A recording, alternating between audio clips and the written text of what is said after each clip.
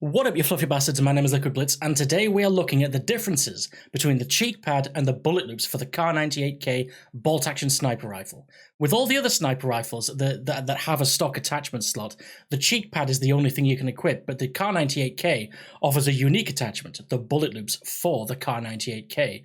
But out of these two, which is best? Which should you use? Here are the stats for both, and my choice, which is best, right away, just in case you don't want to stick around to watch the side-by-side comparisons. But I recommend you watch anyway. We're actually going to look at a few comparisons. First of all, the amount of scope sway with and without the cheek pad. And secondly, reload speed with and without the bullet loops. But we're going to look at both a full reload when empty and also just reloading a couple of individual rounds. And we're comparing empty reload versus individual rounds reload because we can actually learn a lesson from it, so stick around. Okay, so let's dive straight into the stats because some of them are irrelevant. First of all, the bullet loops reduces your base spread by 50%, which sounds great, right? Well, the amount of spread for a weapon is calculated with several multipliers, like whether you're prone, standing, walking, aiming, or hip firing, etc. And when you're standing still and aiming down sight, your spread with a sniper rifle is like 0.01 multiplied by 8 degrees. Long story short, spread doesn't matter for sniper rifles as long as you don't move and you aim down sight. So this stat from the bullet loops is totally irrelevant. So scratch that out completely. Now, switching over to the cheek pad, the main benefits really are that it reduces vertical recoil by 20% and the animation kick by 20%. And now those are fantastic for DMRs like the SKS, but bolt-action rifles do not benefit from reduced recoil because you only fire one shot, and by the time you chamber the next round, the recoil is already fully recovered. This is also why the compensator is absolutely useless for bolt-action snipers, because compensators only reduce recoil. So for the Kar98, the 20% reduced recoil doesn't matter at all, so scratch that out as well. So, ignoring the irrelevant benefits, it comes down to 30% faster reload for the bullet loops versus 15% less sway for the cheek pad. Now, both of these are nice, and just looking at them, it can be quite hard to choose between them. But fortunately, there's something that we've overlooked so far, which makes it an easy choice. There's a mechanism in this game that you all know, holding your breath. Holding your breath completely eliminates scope sway for a short time, and using peeking, you should only really be aiming at someone for a few seconds. So holding your breath, when you think about it, is sort of the perfect length of time to aim at someone if you intend to shoot. So while it seems helpful, you don't really need 15% less scope sway if you're holding your breath half the time anyway. Whereas a much faster reload is helpful in every single situation. So ding, ding, ding, ding, we have a winner, ladies and gentlemen. Bullet loops. That's my official answer. Bullet loops are the best of the two choices because they are more useful more of the time. Anyway, now that we've got all that stuff out of the way, let's look at all of this stuff in sexy side-by-side comparisons. Starting with scope sway with and without the cheek pad. Now, you might need to watch this a few times. With the cheek pad, it is noticeably reduced.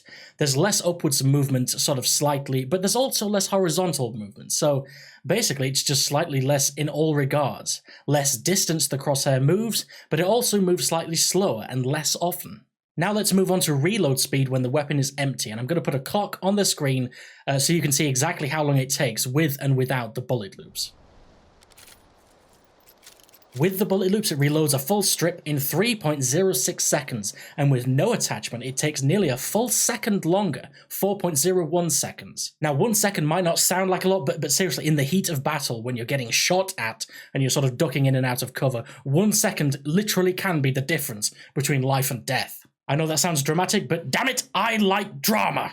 Now, this is where things get interesting. Let's do a side-by-side comparison reloading just 2 rounds with and without the bullet loops again. Rather than the full 5, we're going to start with 3 and reload just 2, so we can see how long it takes to reload individual rounds.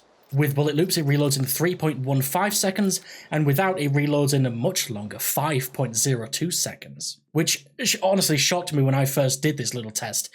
It takes longer to reload 2 rounds than to reload the full 5 when empty, both with and without the bullet loops.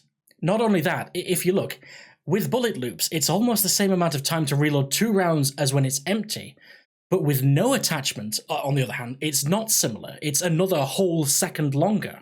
So from all this, we can see that it's clearly better to shoot the gun empty before reloading when you're in the middle of a fight. I would say only reload individual rounds when you're either completely out of combat or you know for a fact you have easily enough time to reload all the shots. So that's it for this video. I mean, I honestly learn as much as you do when I conduct these. I conduct these tests not only to make this video, but also to teach myself. And I was surprised. I didn't realize reloading individual rounds in the Kar98. It takes so long. Reloading 2 rounds is longer. It takes more time than reloading a full 5-round stripper clip, which is ridiculous.